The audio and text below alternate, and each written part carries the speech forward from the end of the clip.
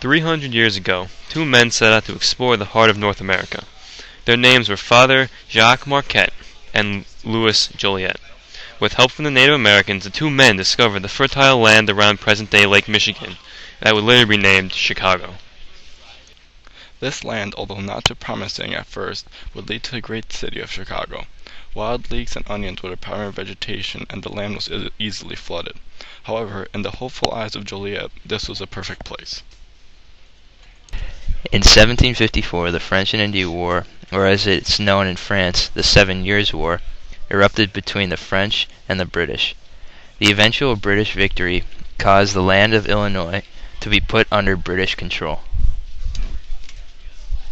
John Jacob Astor formed the American Fur Company in 1808. After the War of 1812, his company dominated business in the U.S., especially in Chicago. While Marquette and Joliet discovered the area, Jean-Baptiste Point de Sable was the first permanent resident of what would become Chicago. In 1800, Point de Sable sold his land to John Lime, a trader from Quebec, who would then sell it to John Kinsey. That's this guy right here. Kinsey would later murder Lime in 1812. In 1803, next to the Chicago River, Fort Dearborn was constructed. This is the first large settlement of Europeans to be placed in the Chicago area. In 1812, the first fort was destroyed following the Battle of Fort Dearborn.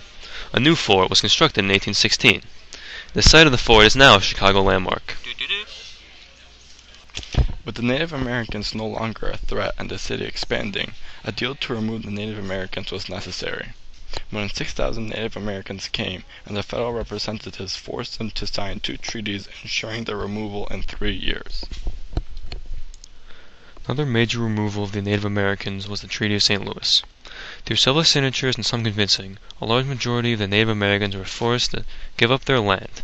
This allowed Chicago to expand and prosper. By 1837, Chicago had grown to a population of over 4,000. This officially made it a city in the U.S. Many hoped that a canal would be built connecting Lake Michigan and the Mississippi River to continue this expansion. In 1848, the I&M Canal was built. By connecting the Illinois River to Lake Michigan, this canal helped connect New Orleans to New York, solidifying Chicago's position.